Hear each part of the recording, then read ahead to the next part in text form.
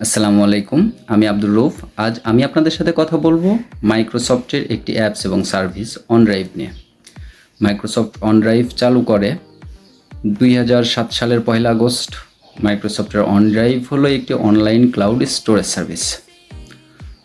মাইক্রোসফটের online cloud storage সার্ভিসে প্রতিটা অ্যাকাউন্টের বিপরীতে আমাদেরকে দেওয়া হয় 5 জিবি করে, যেটা সম্পূর্ণ ফ্রি। এছাড়া আপনি স্টোরেজ কিনে স্টোরেজ বাড়াতে পারবেন। সেটা প্রিমিয়াম স্টোরেজ আপনি যত টাকা দিয়ে কিনবেন তত দূর পর্যন্ত আপনি বাড়াতে পারবেন। এ সম্বন্ধে অন্য একদিন জানাবো। OneDrive-এ আপনি যে কোনো ধরনের তথ্য, অফিসিয়াল বা ব্যক্তিগত তথ্য, ভিডিও, পিডিএফ সব ধরনের ফাইল রাখতে পারবেন। OneDrive-এর সবচেয়ে বড় যে সুবিধাটা দিয়ে থাকে সেটা হচ্ছে যে আপনি Microsoft Excel, Microsoft PowerPoint এবং ওয়ার্ড এর কাজগুলো আপনি OneDrive-এ যদি অটো সেভ মোড চালু রেখে করেন, যতদূর পর্যন্ত আপনি করবেন ঠিক ততদূর পর্যন্ত সেভ হয়ে থাকবে। আপনি কাজ করতে করতে হঠাৎ জরুরি কোনো কারণে বের হয়ে পড়লেন, আপনি কাজটি যে পর্যন্ত করে রেখেছেন আপনি ওপেন করলে সেখান থেকেই পাবেন। অর্থাৎ আপনাকে কাজটি প্রথম থেকে আবার করতে হবে না। আরেকটি বিশেষ সুবিধা হচ্ছে OneDrive ল্যাপটপে যদি আপনি কাজ করেন, ল্যাপটপে কাজ করে বা ডেস্কটপে কাজ করে আপনি বাসায় যতদূর পর্যন্ত কাজ করেছেন বা কাজ করে ওখানেই সেভ করে রাখলেন, আপনি অফিসে যাওয়ার পরে বা বাইরে যাওয়ার পরে আপনার কাজটি প্রয়োজন হলে আপনি মোবাইলে OneDrive অ্যাপসটি ওপেন করে আপনি সেখান থেকে আবার কাজটি পাবেন। এক্ষেত্রে সবচেয়ে বড় সুবিধা হচ্ছে আপনাকে পেন ড্রাইভ ক্যারি করতে হয় না, বা হঠাৎ করে আপনার কাজটি দরকার পড়লে আপনি কোনো ঝামেলায় পড়বেন না। চলুন বাদবাকিটুকু আমরা অ্যাপস থেকে দেখে নিই। OneDrive অ্যাপসটি আপনার ফোনে অটোমেটিক থাকার কথা। যদি না থাকে সেক্ষেত্রে আপনি আপনার ফোনের প্লে স্টোরে যাবেন।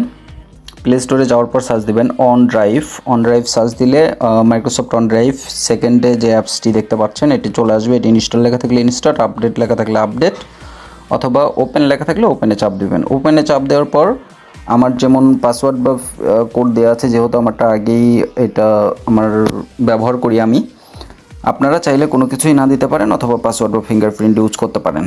এরপর আপনি OneDrive-এ ঢোকার জন্য প্রথমে আপনার যেটা প্রয়োজন হবে সেটা হচ্ছে আপনার একটি জিমেইল আইডি অথবা একটি মাইক্রোসফট অ্যাকাউন্টের যে আইডি অথবা একটি স্কাইপি আইডি।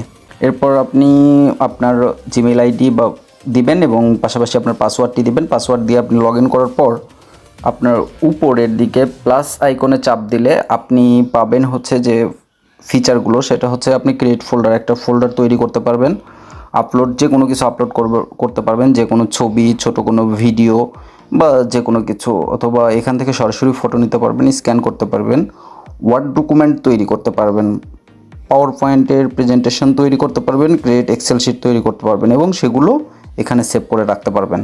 এগুলো OneDrive আমাকে সবচেয়ে যে বড় সুবিধা দিয়ে থাকে, আমি OneDrive-এ খুব বেশি কিছু রাখি না, যেমন কোনো ছবি বা ভিডিও, এগুলো না।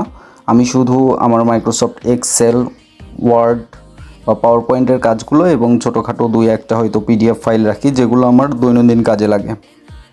আমি হয়তো কাজটা কম্পিউটারে করেছি, আমি বাইরে গিয়ে বা অফিসে গিয়ে হঠাৎ করে আমার কাজটা দরকার, তখন আমি মোবাইলে আমার OneDrive-টা ওপেন করলে আমি কাজটা যে পর্যন্ত করে রেখেছি সে পর্যন্ত অটোমেটিক সেভ থাকে, যেটা আমি ওখান থেকেই করতে পারি। এটা OneDrive-এর সবচেয়ে বড় সুবিধা, যেটা হচ্ছে যে আপনি এক্সেলে একটা কাজ করে রেখেছেন, অর্ধেক করতে করতে আপনি চলে গেছেন কোনো তাড়াহুড়ার কারণে, আপনি যেখান থেকে বের হয়েছেন সেই পর্যন্তই কাজটা সেভ হয়ে থাকবে। এটা অটো সেভ অপশন OneDrive আপনাকে দিয়ে থাকে। যদি আপনার অটো সেভ অপশন চালু না থাকে দয়া করে অটো সেভ অপশনটি চালু করে নেবেন। পরবর্তীতে আপনাদের সাথে কথা হবে গুগল ড্রাইভ নিয়ে। সে পর্যন্ত ভালো থাকুন। আমার ফেসবুক পেজ এবং ইউটিউব চ্যানেলের সাথেই থাকুন। ধন্যবাদ।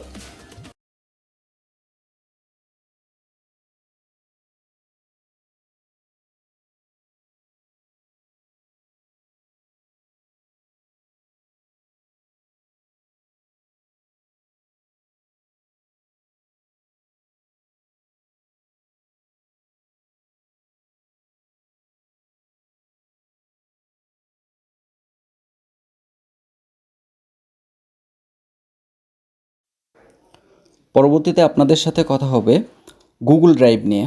সে পর্যন্ত ভালো থাকুন। আমার ফেসবুক পেজ এবং ইউটিউব চ্যানেলের সাথেই থাকুন। ধন্যবাদ।